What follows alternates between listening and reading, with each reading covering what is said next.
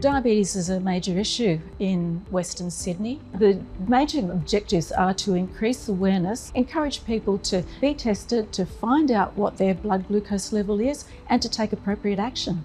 We've committed $100,000 a year for 5 years, so $500,000 to this project. We have a nutritionist on site helping people make choices. We have cooking classes.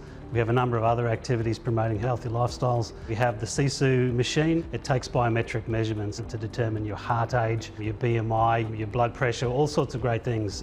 It's been great working with the club. They have healthy meal options. So these meals are richer in vegetables, the carbohydrates are lower, and also have that protein, which is great, and also there's healthy fats too. I've lost 33 kilos with the gym. I don't have insulin anymore. I'm just on tablets for my diabetes. I always have been proud of Blacktown workers, but now with this program, it makes you even prouder.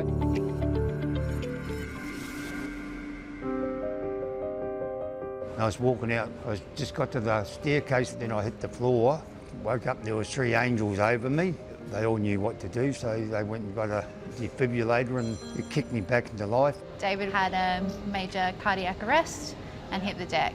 Emily and I were at reception and we saw him fall, and we've just went straight to him, realised pretty quickly that he wasn't breathing, called for help, and then Julia so we could get the defib out. West Group MacArthur have joined up with Clubs of MacArthur with Greg Page, and we're determined to get 80 defibrillators and make sure they're within a minute of people's houses, and we've committed to $600,000 worth of funding over the next 3 years in order to put more of those inside our venues and around the community. Training is important. Having defibs around venues in easy access, I think it makes the difference. We were just happy we were there. Yeah, we're very proud of ourselves for everything, and we saved someone and they get to go home to their family. Well, every night before I go to bed now, I thank God for my 3 guardian angels down at West.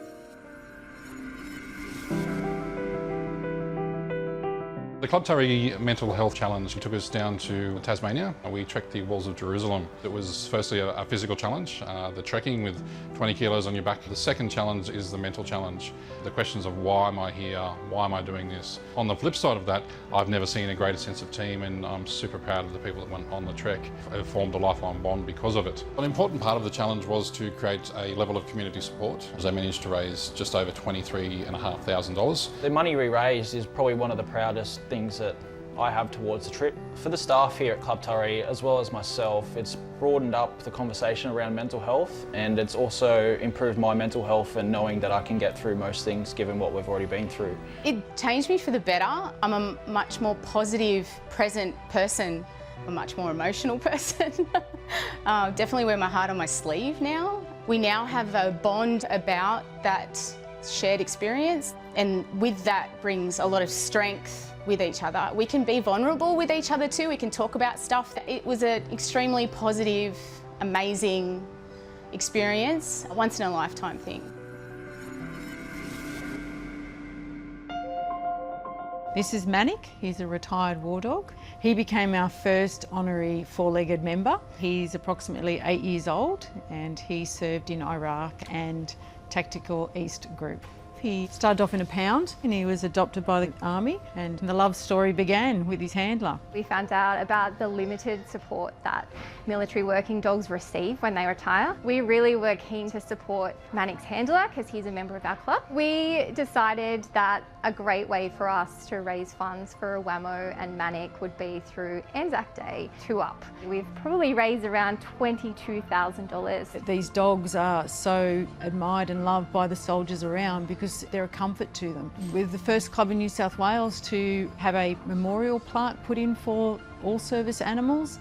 We celebrated Animal War Day this year on the 24th of February. We hope that other clubs identify where there is a military working dog and follow our lead and welcome them and adopt them and make them a member, but also fundraise and really get behind their cause.